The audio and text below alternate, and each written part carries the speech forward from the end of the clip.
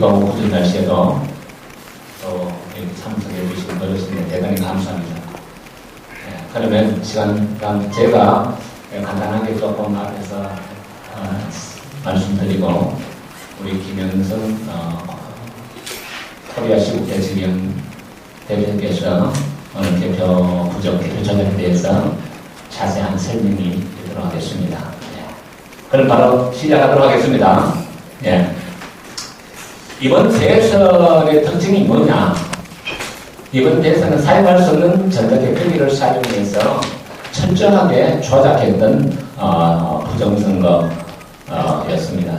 그래서 그 상황들을 저는 이 개표 상황표를 제가 열심히 또 분석을 해서 그 개표 상황표에 나타난 그 현상들을 간단하게 제가 소개해 드리도록 하겠습니다. 이것은 우리가 여러분들 다 대부분 알죠? 여기가 계안부고, 여기가 이제 전자투표기, 지금 말하는 투표지 분류기 운영부고, 여기가 이제 심사집계부, 요심사집계부. 그러니까 여기 전자투표기 한 대당 심사집계부 하나 이렇게 되어 있습니다.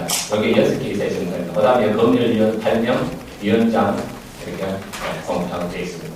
자, 이런 시스템을 먼저 우리가 알아야 이 부정이 어디서 시작됐는지를 우리가 알 수가 있습니다. 개표 부정입니다. 제가 이렇게 만들어봤어요. 계안부, 개표기 운영부, 심사집계부, 검열위원 8명, 선관위원장. 오늘 제일 중요한 것이 뭐냐? 수개표를 한다는 겁니다. 수개표에 대해서 제가 지금 목소리가 쑥 들어갔는데 초창기에는 수개표 하라고 설문이 많이 나와서 수개표가 쑥 들어가 버렸어요. 사실은 이 수개표가 이 쟁점이 돼야 됩니다. 선거 부정에는 쟁점이 돼야 됩니다. 왜 수개표가 쟁점이 돼야 되냐 하면은 수개표를 하는 것이 결국은 정상적인 그 투표지 효력 유무를 검사하는 거기 때문에 이걸 하지 않으면 개표 무효가 됩니다. 그런데 국민들이 이걸 잘 몰라요. 왜? 뭘 모르느냐? 수개표라 생각하면 그냥 손으로 한번 만지는 걸 수개표라는데 그게 수개표가 아니고 수개표의 정의가 중앙선관위에서 뭐라고 정의했느냐? 개표 사무원이 2번 내지 3번 번갈아 가며 2번, 이게 아주 중요한 표현입니다. 2번 내지 3번 번갈아 가며 정확히 재확인 심사하는 것. 이게 아주 정확한, 그럼 무엇을 그러면 정확하게 심사하느냐? 다른 후보의 표가 들어가 있는지, 이걸 호음표라 합니다. 호음표. 다른 후보의 표가 들어가 있는지를 안 들어가 있는지 찾아내는 겁니다. 호음표. 무효로 처리되어야 할 투표지가 있는지, 무효표가 살아가고 무효가 되어야 할 표가 박근혜 속에 들어가 있거나 이걸 찾아내야 되는 거예요. 이것이 그 수개표에 있어서 개표 정리에 있어서 제일 중요한 부분이 바로 이 부분입니다. 근데 이번 대선에서 이 부분을 완전히 생략해 버렸습니다. 완전히 생략해 버렸어요. 전국을 뒤져보니까 거의 다 생략해 버렸어요. 왜 생략하느냐? 이걸 하게 되면은 개표 부정이 드러납니다. 개표기 조작을 통해서 호음표, 무효표가 막 들어가 있는 것을 드러나기 때문에 이것을 생략한 이유는 개표 부정을 감추기 위해서 생략합니다. 개표 사무원이 2번 내지 3번. 그러니까 2사람 내지 3사람이 번갈아 가면서 정확하게 이게 확인돼야 됩니다. 그런데 여기 분류기에서 나온 100매 단위의 고무 밴딩, 요 100매 단위의 고무 밴딩이 나오는데 요걸 갖다가 이제 2사람 내지 3사람이 특정 후보의 표, 다른 후보의 표가 혼입되었는지 여부를 중점적으로 확인하는 게 수개표입니다. 그래서 이번 국정원 사건을 우리가 보면서 슬로건을 국정원 사건에서 또 하나 수개표 실시하라 하는 이런 슬로건이 다시 한번 우리가 회복해야 될 점이 있습니다. 수개표 해야 됩니다. 이게 너무나 중요하기 때문에 내가 다시 한번 투표지 후보에 대한 전략 육안으로 정확하게 2사람 내지 3사람 혼입되었는지를 정확하게 2사람 내지 3사람이 본인 수개표입니다. 그래서 이번에 시연회 때 또 수개표를 하는다는 이 선관위에서 국회에서 시연회 되었습니다. 심사집계부는 이렇게 3사람, 여기 3사람 6명입니다. 이 사람이 책임사무원입니다. 책임사무원. 이번에 고발할 때도 책임사무원을 다 고발해야 되겠습니다. 이렇게 한 장 한 장 자기네들이 했다고 이렇게 했습니다. 그래서 시연회를 했는데 6,000명 하는데 몇 시간 걸렸죠? 2시간 15분 걸렸어요. 근데 실제로 그리 했느냐? 시연회 때는 6,000명 2시간 15분을 걸렸는데 실제로는 이렇게 했어요. 그럼 투표지 3,000명 하면 1시간 7분이 됐는데 저 대지적으로 전부 이렇게 했어요. 이건 수개표가 아니고 순날림이죠. 자, 이것을 현장에서 이경목 교수가 분당을 현장에서 동영상을 찍었습니다. 그 참관에 들어가 보니까 개표를 정확하게 한 장 한 장 하고 또 옆에서 돌아가면서 또 한 장 한 장 확인하는 게 아니고 전부 다 이렇게 휘리릭 해가 걸려요. 이렇게 하면 시간이 얼마 걸리느냐? 이렇게 하면 30분이 걸린답니다. 이렇게 하는데 3,000내야 3,000내 30분. 이렇게 하면 3,000내 30분. 그 다음에 이렇게도 안 해. 요건 뭐냐면 써갖고 아예 개벽에서 난 100매 고밴딩 된 거라 써서 아예 이것도 휘리릭도 안 하고 바로 요거는 돈 세대시 매수만 세갖고 바로 도장 찍어봐라 찍어 던져버립니다. 요렇게 하면 얼마 걸리느냐 하니까 요거는 한 20분 걸린다 요렇게는. 그러면 심지어 이렇게 다른 게 있다는 거예요. 놀라운 사건을 오늘 지금부터 한번 보도록 하겠습니다. 자, 여기 보면 이제 여기 투표지 분류기 있는데요. 분류가 이제 개표기 운영에서 시작해서 분류가 끝납니다. 분류가 끝나면 여기서부터 이제 수작업 시간입니다. 수작업을 해갖고 이제 개표 사무원들이 수작업을 한 것을 책임 사무원 주재석이가 이제 확인하고 자기가 사인을 합니다. 자기 이름을 쓰고 그러고 나서 이제 또 8명이 개표 상황표가 맞나 안 맞나 다 확인을 하고 그러고 나서 선관위원장이 공포합니다. 그래서 선관위원장 공포하는 시간 빼기 여기 투표지 분류기에서 요거 하는 거 수작업 시간 위원장 공포 시간 빼기 투표지 분류 종료 시간 여기 열하면은 여기 이제 수작업 시간입니다. 수작업 시간이랍니다. 그래서 수개표는 요 안에 들어가 있는 거죠. 여기 13분. 자, 그럼 몇 명을 13분 했죠? 몇 명이죠 이거? 3,878표. 3,004명. 3,004명을 13분 했다. 아까는 6,000명을 2시간 15분 했는데 이게 말이 됩니까 안 됩니까? 이런 것이 지금 사다지게 나왔어요. 사다지게. 제가 포항 출신입니다만 이명박 씨가 포항 출신인데 그래서 제가 이 포항도 읽었어요. 포항도 이거 엄청 심해 보니까 4,000명을 12분에 했대요. 제주가 좋아요. 어떻게 해도 몰라 이렇게 시간이 나오려면은 이렇게 하여튼 자 시간이 없어서 저는 빨리 넘어가겠습니다. 저는 오늘 그냥 서비스로 나온 사람이니까 다 쓰고 대구가 심해. 대구 경상도 이게 엄청 심해요. 그러니까 우리는 대구 경상도는 어차피 그 동네니까 비 많이 나오기 천만에 그걸 믿고 전략기를 더 많이 하는 동네요.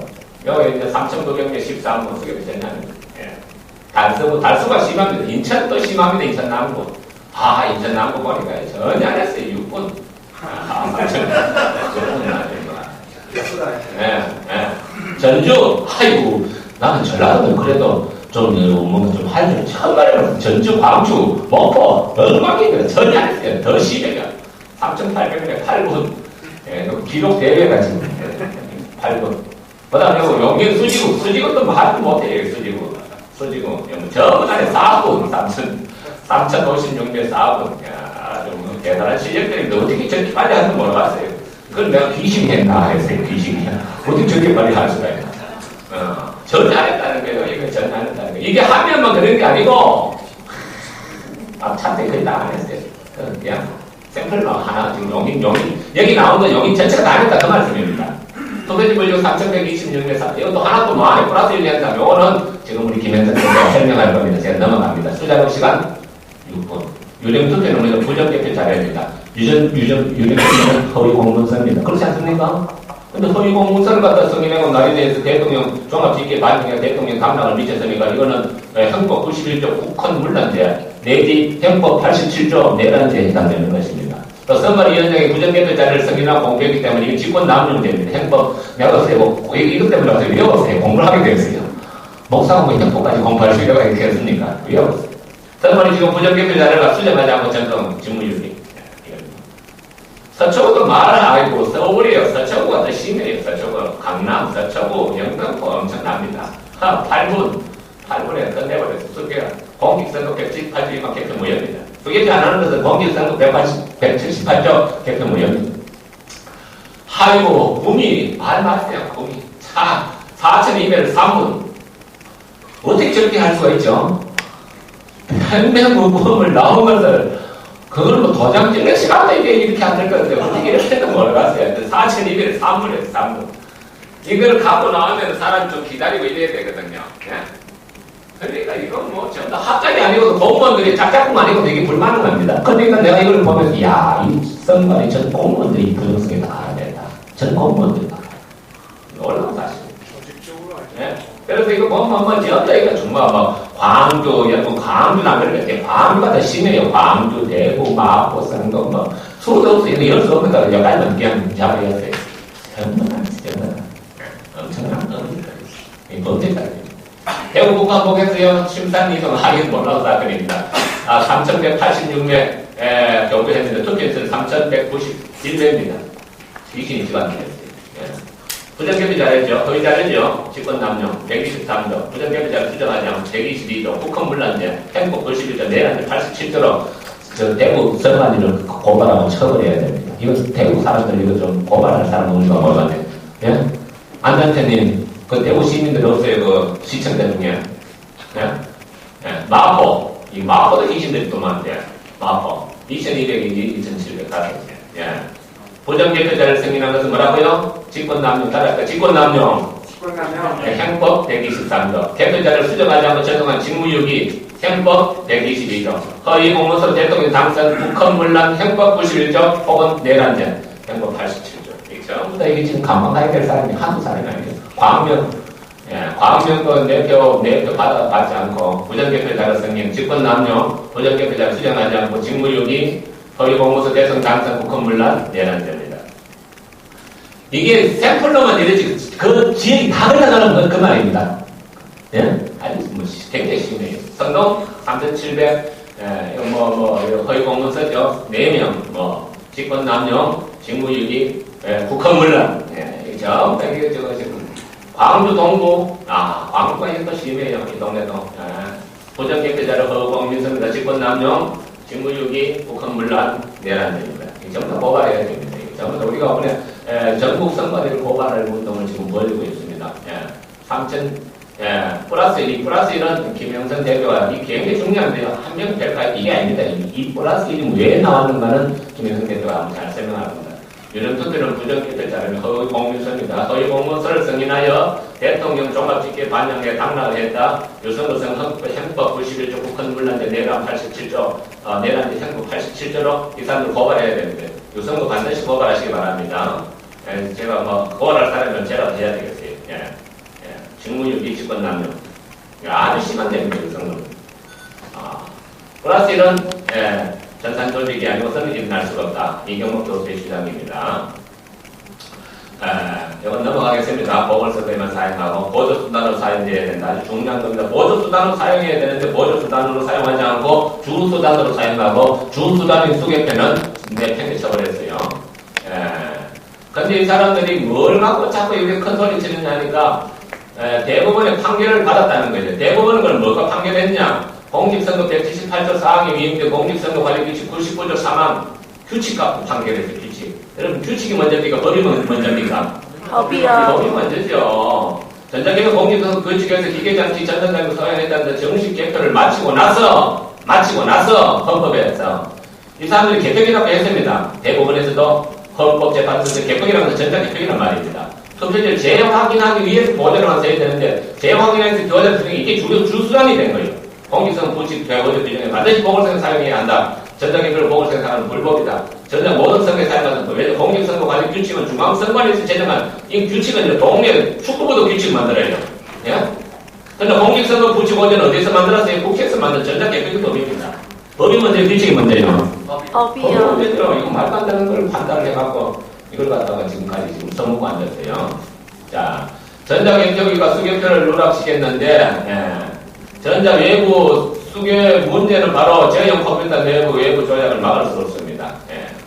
수개표하지 않으면 뭐가 생긴다고요? 홈표 무효표를 전혀 찾을 수가 없습니다. 이게. 자, 이거 홈표죠. 자, 1번, 2번. 자, 이건 이제 우리가 너무나 많이 봤기 때문에 넘어갑니다. 이게 무효가 된 표가 박근혜 표 속에 들어가 있는 겁니다. 자, 이거 미분류 심각. 자, 정확하게 시간은 미분류 심각합니다. 자, 강남구가 특히 심해요. 23.45% 오차율. 이거는 5% 이상 넘으면은 이 기계를 사용할 수 없다고 선관위 내부 공문에서 가르치고 있어요. 그런데도 사용해서 이게 직무유기. 사용해서 안 되는 것입니다. 이 정도 나오면은. 강남구, 삼성이동, 강남구 대치일동, 강남구 시민 710내, 24.88%. 강남, 이런 강남이 심해요, 강남이. 예. 경북 구미가 더 심하고, 예. 415면 15.56%. 예. 전북, 정읍, 아이고, 정읍 보니까요. 1887매를 분류하는데 1020매가 미분류로 쏟아져 나왔어요. 이런 거는 사용을 안 해야 되는데, 이거 계속 사용을 했어요, 그래도. 예. 이거 사용할 수가 없어요. 전국적으로 이런 게 엄청 많이 오셨다고. 예. 미분류 55%에서 사용할 수가 없어요. 이건 걷어내고 수립해서 해야 됩니다. 이거 성경이 자기 총투표 100%를 초과해서는 안 된다고 자기네들 말로 그렇게 해놨어요.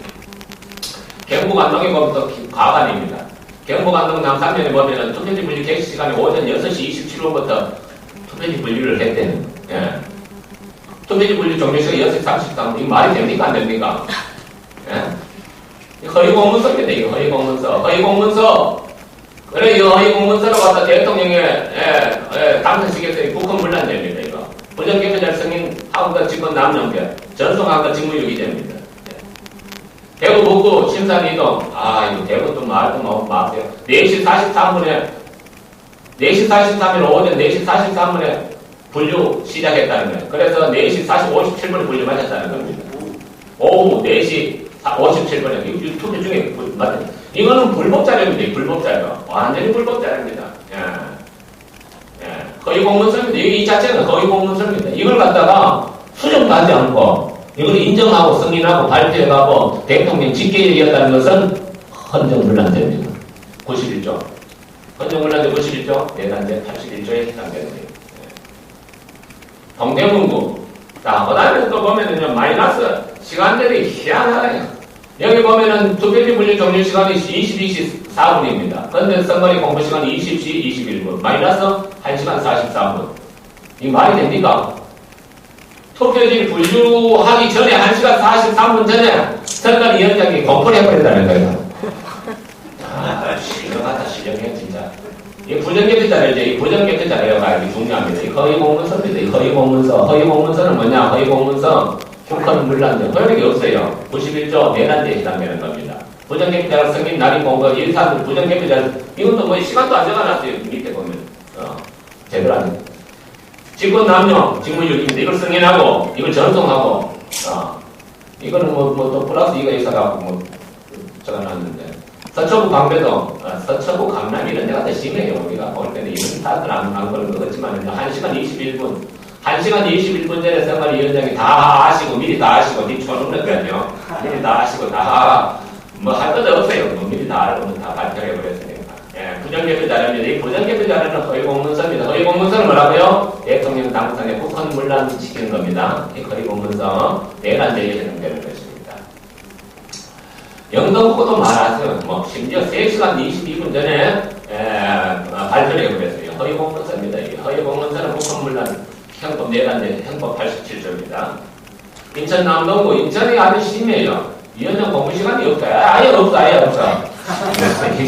술 먹으러 간다. 하다가, 졸았나. 아예 없어요. 그런데 이게 통과돼가고, 이게 대통령 직계 들어갔다는 것이 허위 공문서거든요. 이 허위 공문서는 뭐냐? 국헌 문란죄에 내란죄에 해당되는 겁니다. 직무유기고, 직헌 문란죄. 성북구도 또 말 많이 해요. 이거 소개부터 전혀 안 했고, 이거 심각합니다. 이것도 없어. 아무도 없어, 이거요. 아무도 없어. 이 허위공문서, 국민의 대통령 허위공문서를 이용한 당선직 국헌을 문란하게 형법 91조 국헌 문란죄, 형법 80조 내란죄에 해당되는 데 성국이 고발해야 됩니다. 이런 걸 갖다가 공표하고, 이걸 갖다가 공표하고, 직권남용, 이를 갖다가 직권남용 123조 형법, 부정개표자를 수정하자고 전송, 직무유기. 자, 그 다음에, 이건 잘 알죠? 93.2%일 때, 넘었다는 거. 중앙선관위 최종 결과를 SBS에서 93.2%일 때 중앙선관위 최종 결과를 넘었어요. 이거는 방송사에 다 따져봐야 되겠어요. 자, 이것도 잘 알죠? 이제 10시 반부터 0.93, 0.93 새벽 5시 반에까지 전혀 생산이 없는 수치로 갔다는 거. 자, 이거 마지막으로 하고 저는 이제 마치도록 하겠습니다. 큰 익산입니다. 익산인데, 익산에서는 중앙선관위는 71매 개표상황표를 발표했어요. 그런데 실질적으로 익산에서 몇 매를 버렸나니까, 전북 익산에서 개표상황표 몇 매를 버렸나니까 86매를 버렸어요. 여기가 86-86년에 걸렸다는 겁니다. 익산. 그런데 중앙선관위에서는 몇 매라고 발표했느냐니까 71매라고 발표했습니다. 이거 내가 찾아보니까 71매가 아니에요. 하나가 또 누구라고 했어요? 72매더라니까 찾아보니까요. 개수가 하나도 안 맞아요. 안 맞는데 통계는 맞을까요? 안 맞을까요? 통계는 안 맞아요. 막 합산해갖고 여기 막 자기 몇들 합산해갖고 막 잡아였으니까. 이것도 발표될 사항입니다.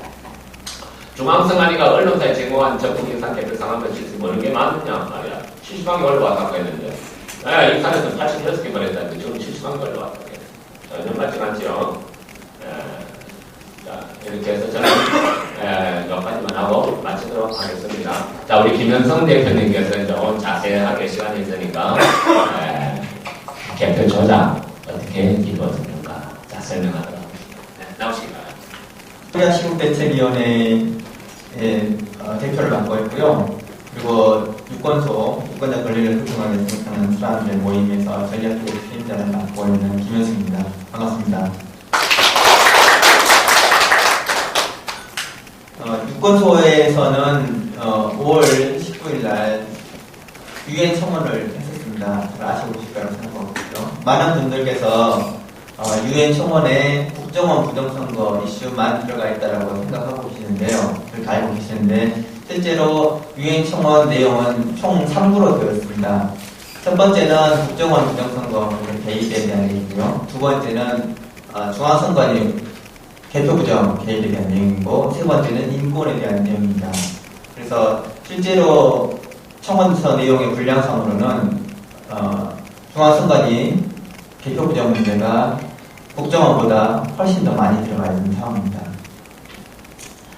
유권서에서는 이 부정선거의 문제의 주제가 집중이 되도록 하기 위해서 먼저 국정원 문제를 언급했었고요. 이제 국정원이 기소된 상황이기 때문에 중앙선관위 문제를 본격적으로 얘기하고 있는 상황입니다. 저희가 그 부정선거 문제에 대해서 언급이 되면서 관심을 가지면서 6개월 동안 분석을 하는데 많은 어려움을 겪었습니다.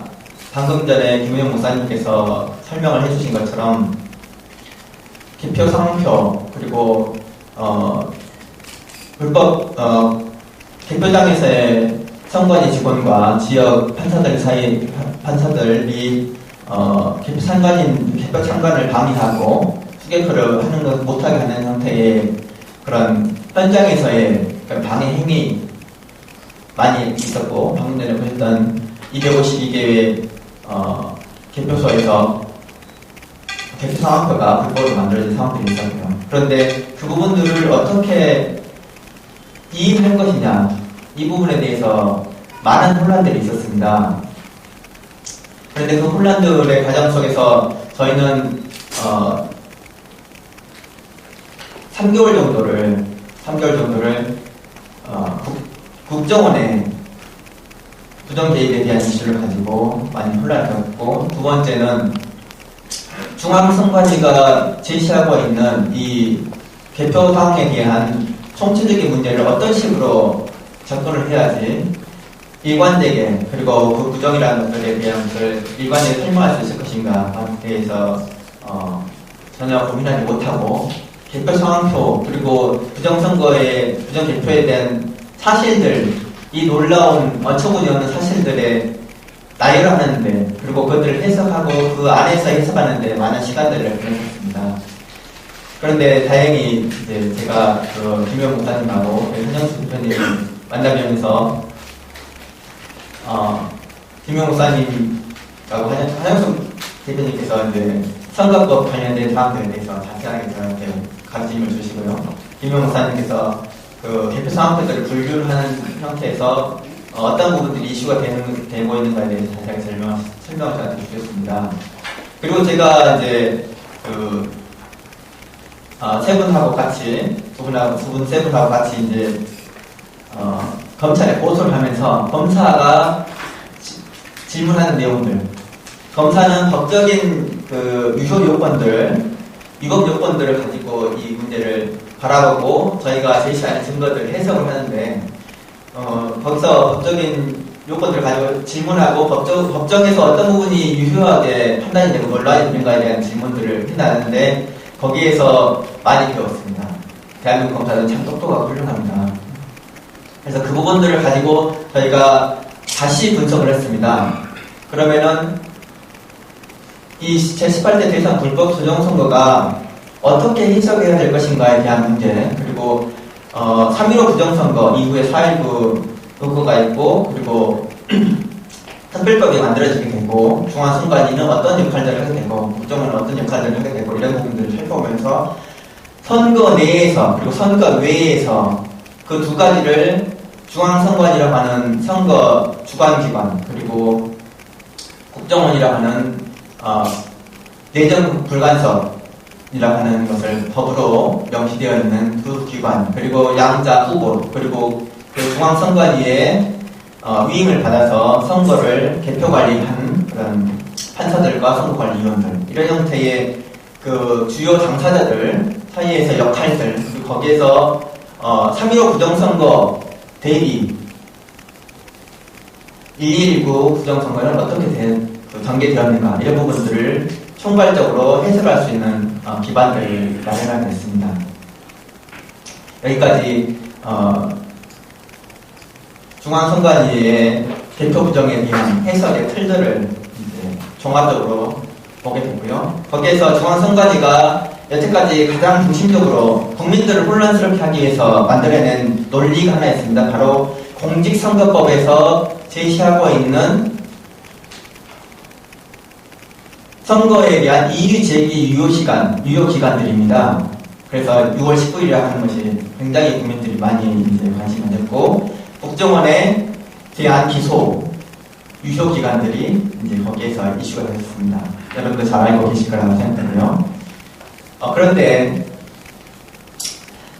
좀 전에 그 유명 목사님도 말씀하셨지만은 국정원은 두 가지 법의 근거에서 선거에 개입하면 안 됩니다. 첫 번째는 공무원 조직이라는 거. 공무원 조직이기 때문에 공직선거법에서 공무원의 중립 의무가 있습니다. 여러분 잘 아시는 거죠? 그다음 두 번째, 국정원은 내정 간섭, 불간섭에 대한 것이 법으로 국정원법에 명시가 되어 있습니다. 그렇기 때문에 국정원이 내정 불간섭을 해야 된다는 특별법에 기반한 것, 그다음 두 번째, 공무원으로서 공직선거법에 대한 공무원 중립 의무, 이 두 가지를 가지고 위반을 하고 있습니다. 그래서 후보가 있을 때 어느 한 후보를, 특정 후보를 지지하거나 특정 후보에 유리한 행위를 하게 되면 그 두 가지 법에 저촉이 되게 됐습니다. 그리고 그 자체로서 잘 아시는 것처럼 안기부, 그 전에 국가정보원하고 그 국정원의 역사 안에서 국정원이 가지고 있는 역사적 특성들, 그리고 국정원의 특별법에 의해 가지고 가지는 특수성 때문에 국정원이 내정 간섭을 하게 되면 즉시 내란죄에 해당한다고 하는 것들이 유효하고 그 부분에 판례로도 나와 있는 상황입니다. 그러면 이제 중앙선관위를 어떻게 볼 것인가 하는 부분에 대해서 다시 이제 상세한 자료를 가지고 말씀드리겠습니다. 저희가 방금 전에 말씀드렸던 것처럼 중앙선관위가 가지고 있는 법적 지위에 대한 것을 먼저 살펴봐야 됩니다. 중앙선관위는 헌법 제114조 중앙선관위법에 의해 가지고 정당에 가입하거나 정치에 관여할 수 없다 라고 헌법에 명시되어 있습니다. 다시 말씀드리면 중앙선관위는 선거를 주관하는 데 있어서 공정해야 되고, 특정한 후보 또는 전체 선거에 대해서 부정이 발생할 수 있는 소지를, 그리고 부정행위를 하는 것 자체가 정치에 관여하는 행위입니다. 그래서 중앙선관위가 선거에 공정성을 잃는 것은 즉시 정치에 관여하는 행위가 돼서 헌법 114조를 위반하는, 그리고 그걸 통해서 정치만의 특정 후보 지원이 금지되어 있는 상황을 알 수 있습니다. 특히 중앙선관위는 국민의 대표이고 군통수권자인 대통령 선거에 관해서 주관함에 있어서 정치의 견역이 되면 헌법 104조 6인뿐만 아니라 즉시 내란죄, 헌법 87조 내란죄 자동으로 연결되어 있습니다.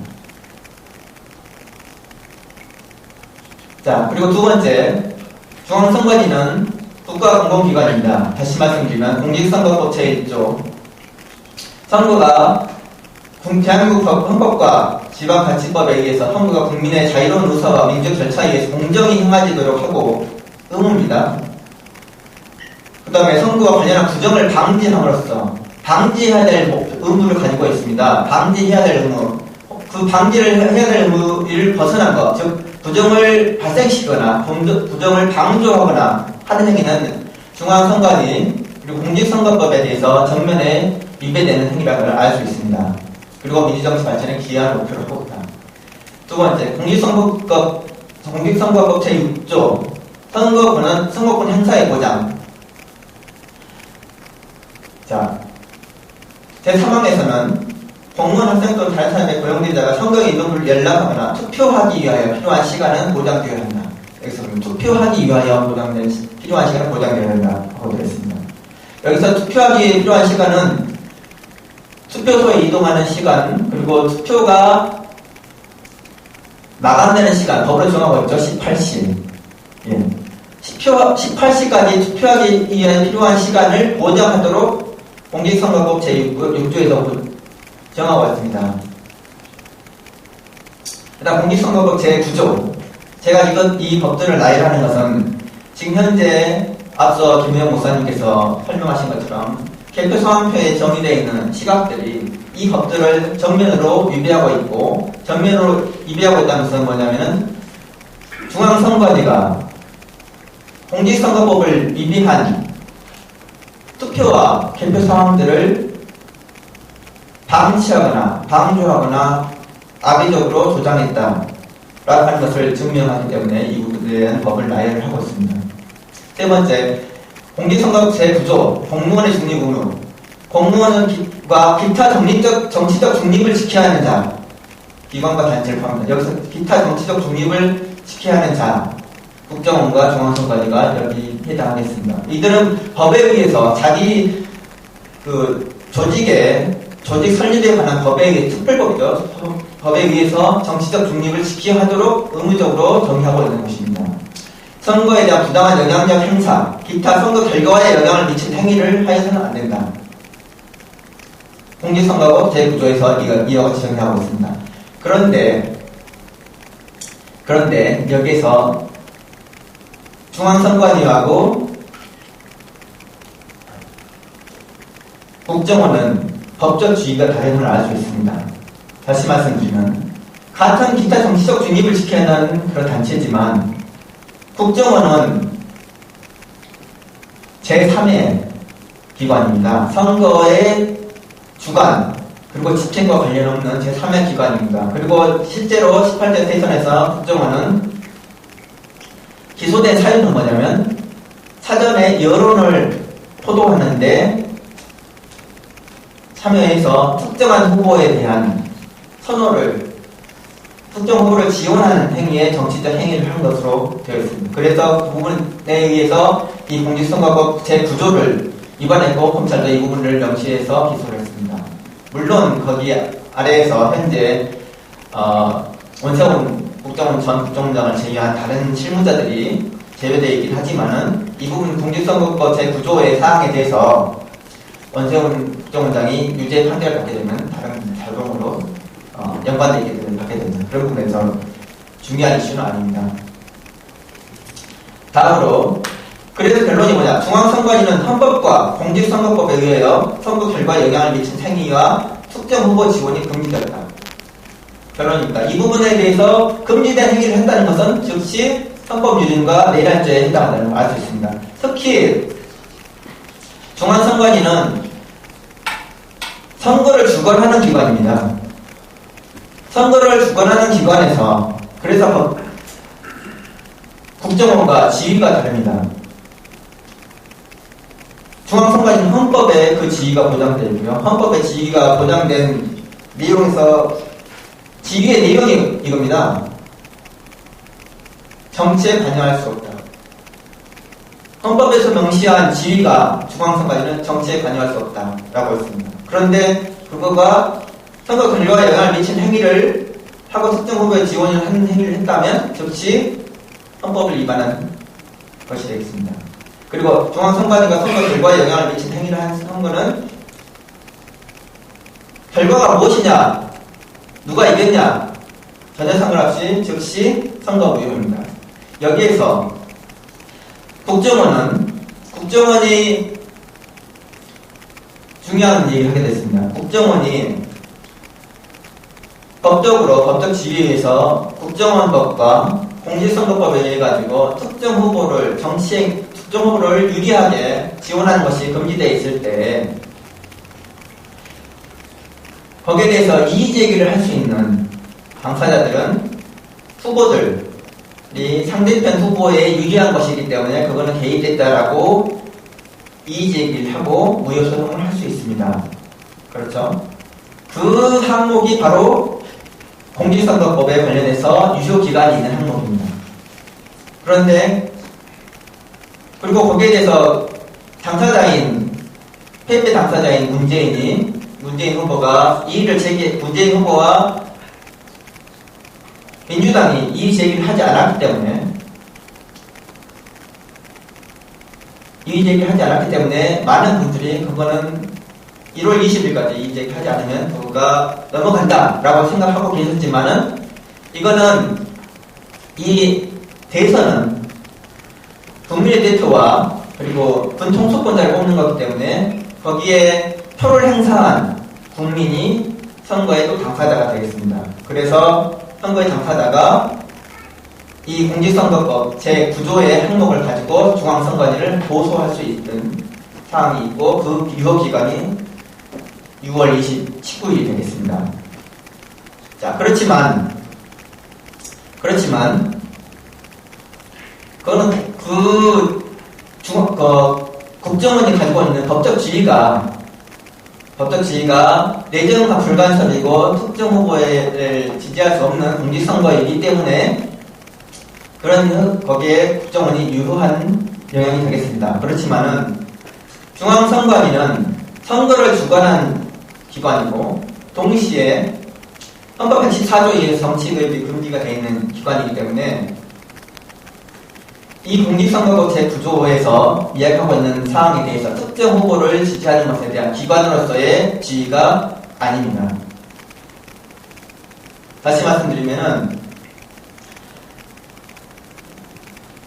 중앙선관위는 국민의 대표 그리고 군 통수권자인 대통령을 뽑는 선거를 주관함에 있어서 주관자이거든요. 그 주관자이기 때문에 그 주관자의 부정에 대한 것은 선거 결과에 상관없이 헌법 제114조 그리고 헌법 87조에 저촉되는 사항에만 가지고 정의할 수 있고 거기에 위반된 사항이 있다 하면 법적인 위반 사항이게 불법 행위이기 때문에 그 불법 행위의 결과로 나온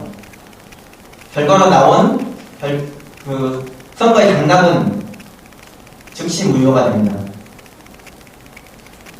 자, 여기까지 기본적인 부분에 대해서 법적인 항목에 대해서 그리고 중앙선관위와 그리고 국정원이 가지고 있는 법적 지위 그리고 각 해당하는 그런 법적인 그 영향력 그리고 그것에 따른 결과가 특정 후보에 대한 당선 무효이냐 아니면 선거 무효이냐 이 부분에 대한 차이를 설명을 드렸습니다. 그러면 구체적으로 실제 중앙선관위는 어떤 불법을 저지르는지에 대해서 하나씩 설명을 드리도록 하겠습니다. 선관위에 문의를 한 답변 자료입니다. 보시면은 투표함 개함하고 투표일 정리하고 투표 후보자 분류하고 심사 집계하고 개표 상황에 대해서 입력 확인 저장 1차하고 위원장 공표 개표 상황 보고하고 투표지 포장 등이라고 되어 있습니다. 그런데 갑자기 황당한 일이 벌어졌습니다. 여기 보시면은 개표 상황 중 입력 확인 저장이라는 것이 들어갔습니다. 여태까지 다양한 선거를 치러왔지만 개표 상황을 입력, 확인, 저장하는 절차가 갑자기 뜬금없이 들어갔습니다. 어떤 선거에서도 이런 절차들은 들어있지 않아야 됩니다. 왜냐하면 개표가 진행될 때는 개표 상황은 모든 것이 다 위원장의 주관하에 진행이 되도록 되어 있고요.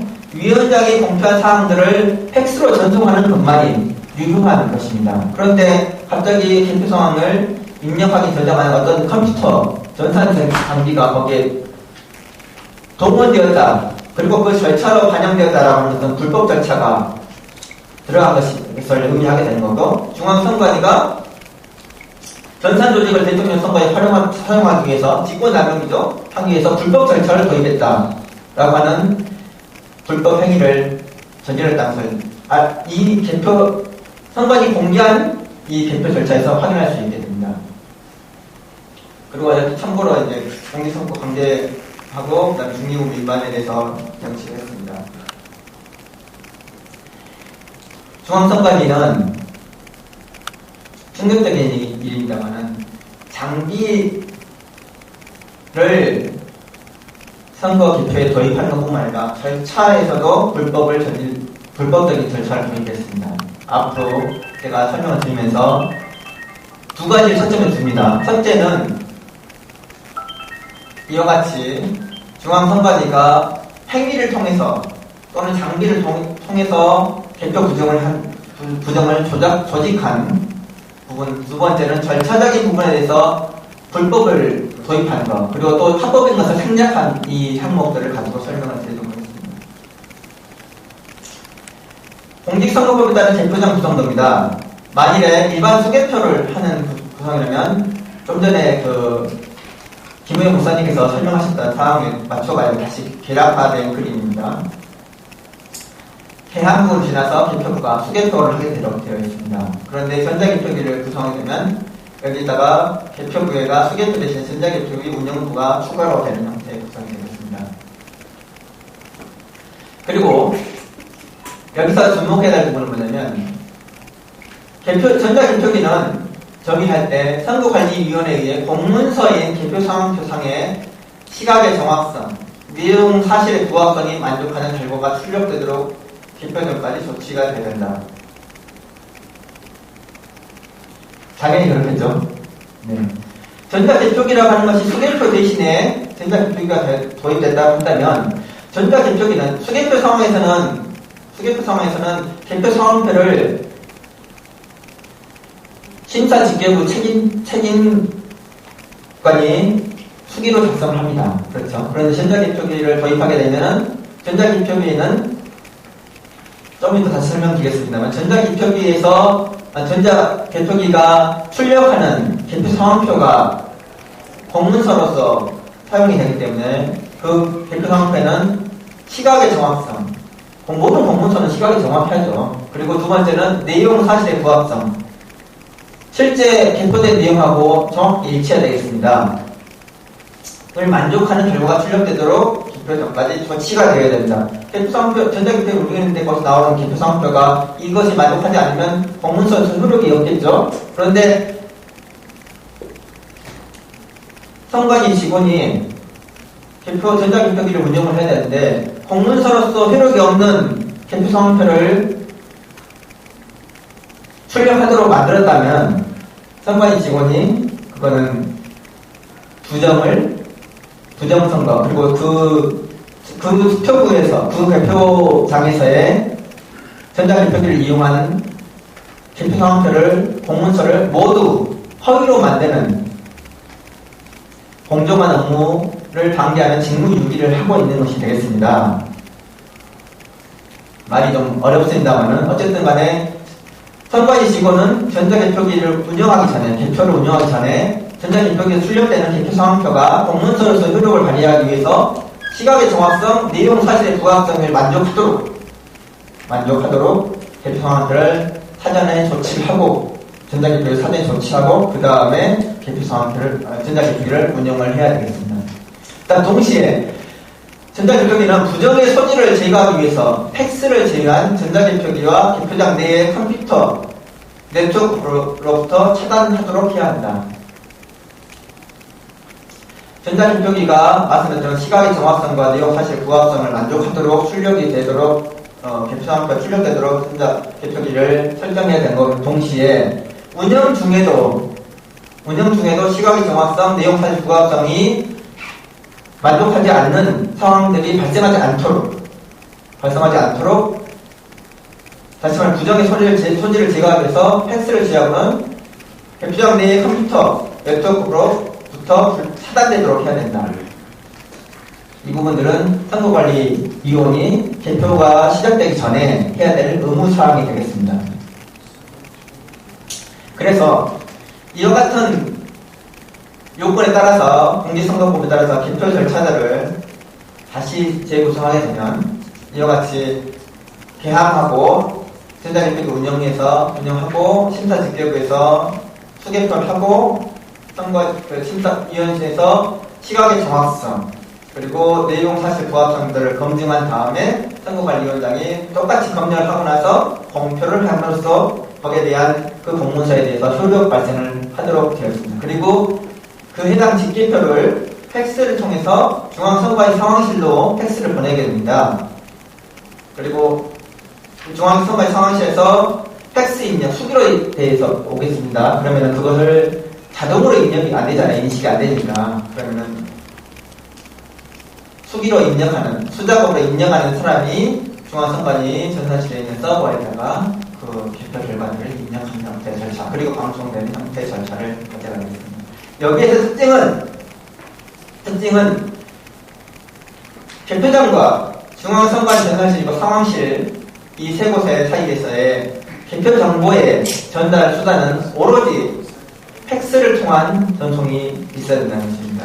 그 이후에 어떤 수단도 부정의 소지를 없애기 위해서 차단되거나 연결이 금지되는 것을 알 수 있게 되겠습니다. 이와 같이 공직선거법에 따른 개표 절차와 관련되어 있는 관련 장비들 그리고 장비가 해야 될 일, 선관위 직원이 해야 될 일 이런 부분들을 다른 절차에 대해서 정리하고 나서 이제부터 정리를 했습니다. 이제부터 이 바른 개표 절차와 합법적이고 적법한 개표 절차와 실제 18대 대선에서 진행된 개표 절차 그리고 거기에서 결과 결과가 어떤 차이가 있는지 그걸 가지고 중앙선관위가 어떤 부정을 했는지 살펴보도록 하겠습니다. 보시면 중앙선관위가 공개한 개표 시스템 구성도하고 네트워크 연결을 보시겠습니다. 여기 보시면은 전자개표기가 중앙서버하고 네트워크로 연결되어 있죠. 중앙선관위 권위를 가지고 배포한 개표 시스템의 구성에서 이미 법에서 정의하고 있는 절차 이외에 탈법한 절차를 그리고 구성들을 추가해 넣은 상황입니다. 여태까지 우리 국민들은 이 중앙선관위 공개한 이 개표 시스템 구성도에 대해서 권위를 가지고 있고 법에 따라서 준용이 되니까 당연하겠지 라고 생각을 했었죠. 그런데 앞서 보셨던 개표 절차에 따른 구성도에 보시면 팩스 이외에는 어떤 형태의 개표 정보가 중앙선관위로 연결돼서 안 된다라고 하는 요건에 정면으로 위반하는 부정의 개표의 소지를 낳는 절차와 구성을 하고 있다는 것을 알 수 있습니다. 두 번째, 이 상황에 대해서 2010년도에 안병도 전 중앙선관위 공보실장 12월 19일 대선에서는 새누리당 선거대책 관련 업무를 하고 있었던 분인데요. 이분이 말하기 방송에서 만약 각 후보들에게 분리된 표는 그 상태로 중앙선관위 전산실로 보내지게 되고 다시 말씀드리면 분리된 표가 그 상태로 표의 정보가 그대로 중앙선관위 전산실로 보내진다고 언급을 하고 있습니다. 말 그대로 그냥 멘트를 딴 것이고요. 다시 말하면 이 네트워크 구성도에서 분류되자마자 중앙선관위 서버로 정보가 전달된다라고 하는 것을 얘기했고, 이거 자체가 본인들 스스로 공직선거법에 요구하고 있는 개표 절차를, 부당한 절차를 넣고 공직선거법을 정면으로 중앙선거법에 위반했다 하는 것들을 얘기하고 있습니다. 동시에 KBS에서 마찬가지로 이 부분에 대해서 설명하고 있습니다. 개표 결과가 전자개표기에서 나오면 중앙선관위 컴퓨터로 즉시 전송되고 이거가 개별 방송으로 전달된다라고 얘기하고 있습니다. 네, 지금 이 설명회를 전국에 계시는 국민 여러분께서도 같이 보고 계시기 때문에 제가 저에 대한 그리고 이 선관위 이 불법 부정선거를 변경하게 된 이유를 조금 간단하게만 설명을 드리고 넘어가겠습니다.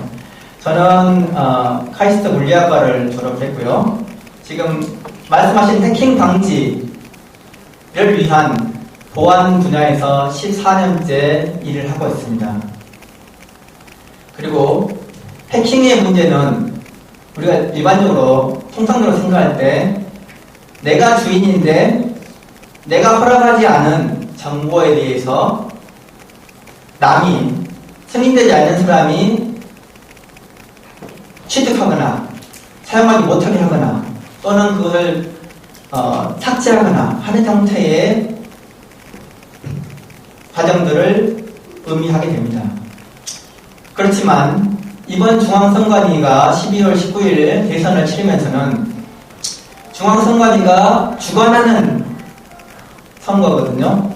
선거를 주관하는 중앙선관위가 자신이 운영하는 서버를, 조작 서버를 운영하고 불법적인 절차를 운영하고 도입하고 시스템을 운영하는 것은 해킹하고 다른 것입니다. 그거는 법적으로 직권남용과 그리고 헌법 유린에 해당하는 것입니다. 해킹하고는 아무 관련이 없는 사항이라고 보시면 되겠습니다. 해킹이 맞다 그러면 그것도 법에 저촉을 받아야 되는 거 아닌가요? 제가 말씀드렸듯이 해킹이 아니라고 말씀드렸잖아요. 맞다면이라는 그 얘기를 가정할 필요가 없어요. 네. 그리고 저는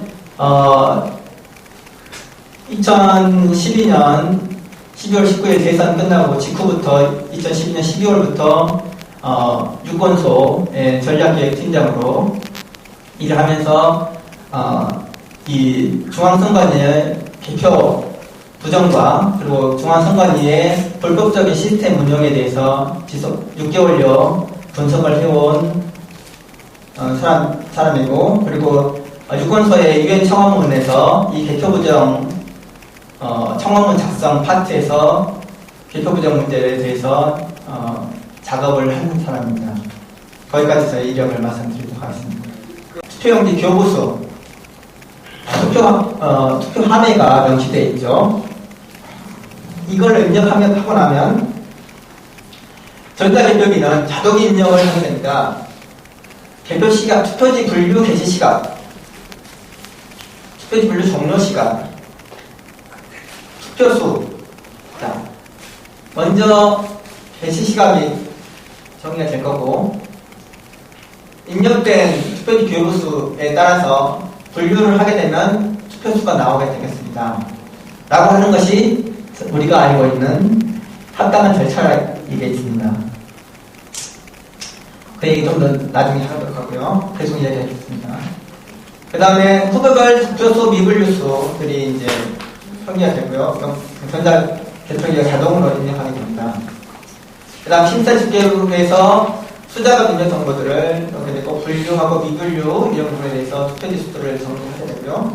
다음으로 심사위원들이 수작업 입력 정보를 검열하고 날인을 하게 됩니다. 다시 말하면 이 개표 상황표에 공문서로서의 효력을 발휘하기 위해서 시각이 정확한지, 내용이 사실과 부합하는지에 대해서 검열을 해서 맞다고 날인을 하는 것입니다. 그리고 나서 위원장이 동일한 검열을 하고 나서 공표 시각들을 명시하고 날인을 하게 됩니다. 자, 우선 여기까지만 보고 넘어가도록 하겠습니다. 자, 지금 이 좀 전에 보셨던 좀 전에 보시던 같은 개표 상황입니다. 여기 보시면 다 나열이 되어 있죠. 그런데 결국 그 심사 이동에서는 보시는 것처럼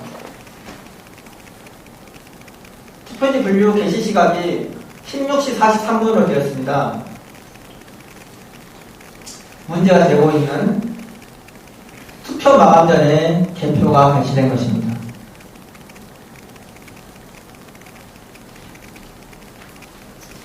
시각이 정확하지 않죠. 정확하지 않은데 그 시각이 정확하지 않은 것의 의미는 어마어마합니다. 법에서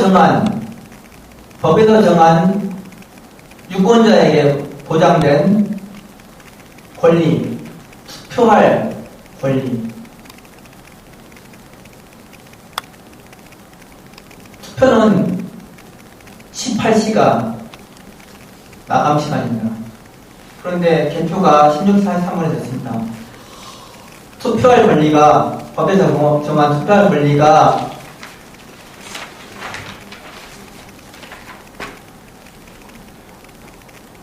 보장되지 않은 개표 시각입니다. 이 자체만 가지고 우리는 중앙선관위가 개표를 돌리기 때문에, 개표하기 때문에 중앙선관위가 이 자체만, 이 숫자 하나만 가지고 중앙선관위가 공직선거법을 위반하고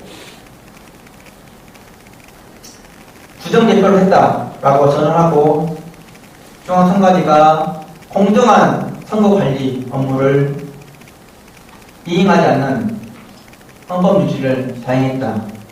즉, 내란죄를 저질렀다라고 얘기할 수 있습니다.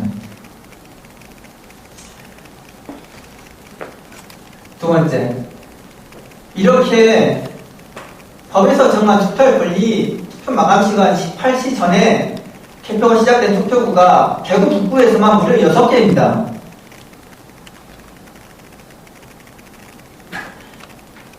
자, 이 시점에서 이 자료를 통해서 우리는 중앙선관위가 실수로 개표일을 돌렸다라고 하는 주장이 거짓이고 고의로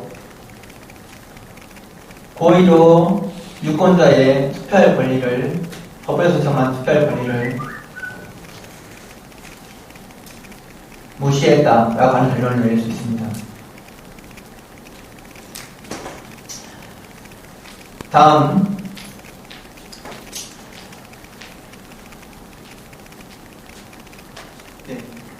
부시민구 선거관리위원회 위원 전원은 공표 전에 투표소를 검열하고 개표 상황표에 대해서 서명하거나 날인하여야 한다.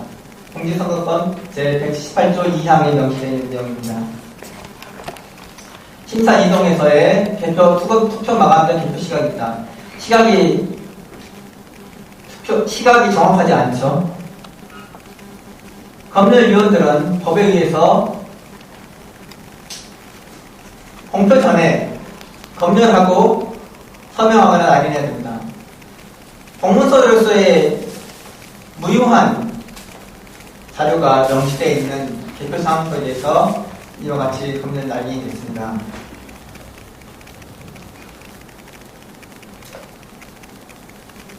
이러한 상황에 대해서 전국 217개 개표 상황표에서는 투표수가, 전자개표기가 자동이 입력한 수라고 말씀드렸었죠.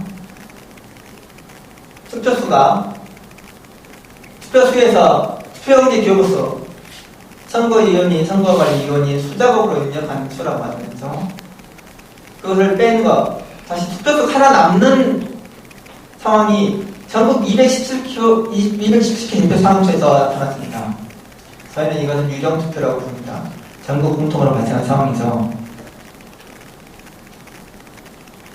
여기서 두 가지 문제가 발생합니다. 자, 첫 번째, 왜 이런 플러스 1 되는 투표수가, 전자개표기가 자동으로 산출한 숫자가 선거관리위원이 수동으로 입력한 숫자보다 꼭 1이 많을까? 이유는 뭘까? 두 두 번째, 여기 플러스 1입니다. 자, 이 플러스 1이 발생한 상황은 개표 상황표로서 합당한 사실 내용에 부합하는 내용이 아닙니다. 그건 다 인정할 수 있죠. 그런데 이렇게 사실 내용에 부합하지 않은 상황에 대해서 개표 상황표에 대해서 검열위원들, 심사위원들이 다 난리를 했습니다. 공문서의 효력을 인정한 것이죠.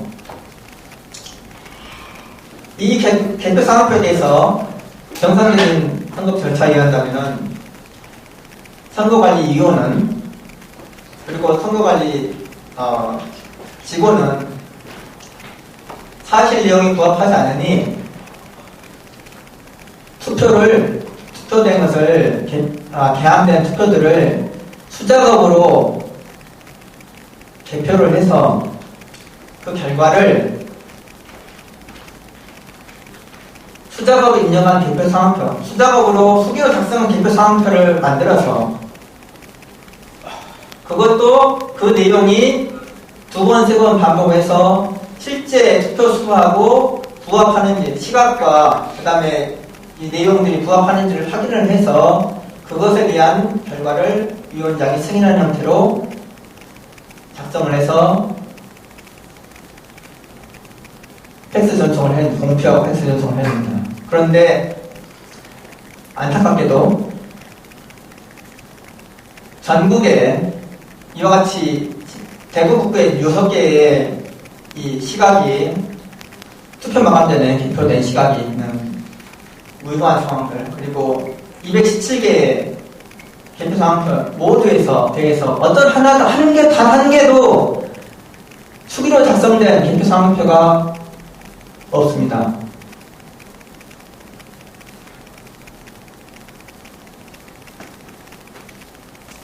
그 얘기는 다시 말하면 중앙선관위와 지역선관위에서는 수기로 작성, 수개표라는 거, 법적인 공개선거권에서 정의하고 있는 일반적인 수개표를 떠나서, 기본적인 수개표를 떠나서 내용이 부합하지 않는 공문서로서의 효력이 없는 상황에서의 정정 절차를, 그리고 수개표를 통한 수기로 작성한 개표 상황표 작성 작업을 하나도 정리하지 않았다는 것입니다. 법적 절차를 누락했다는 것이죠. 중앙선관위와 개별 선관위의 고의적인 불법 행위를 이야기할 수 있습니다. 그리고 부정개표 자료를 승인한 심사위원장, 지방판사의 허위 공문서 생성, 그리고 불법 부정선거라고 정의할 수 있습니다. 부정개표 자료를 승인한 심사위원들의 불법 부정선거 개입을 정의할 수 있습니다. 부정개표 자료를 수정하지 않고 전송한 선관위 직원의 불법 부정선거 직무유기를 정의할 수 있습니다. 18대 대선 기표 부정에서 무효한 기표 상황표들을 얘기하겠습니다. 지금 여기 나와 있는 부분에서 방금 전에 말씀드렸던 투표도 끝나지 않은 시각의 기표 상황표가는 무효 공문서고요. 개표가 끝나지 않은 시각에 공표한 것도 마찬가지로 무효 공문서입니다. 전국적으로 217개의 수표구에 대해서 투표용지 교부수보다 투표수가 많은 유령 투표 개표 상황표가 역시 무효 공문서입니다. 위원장 승인 날인과 공표 시각이 누락된 개표 상황표는 역시 무효 공문서입니다. 무효 공문서인 개표 상황표를 정정하기 위해서 수개표하고 수기로 개표 상황표가 작성된 투표구가 전무한 것도 중앙선관위가 불법을 저지른 것입니다. 무효한 공문서인 18대 이상 개표 상황표에 명시된 후보별 득표수를 반영한 선거는 무효입니다.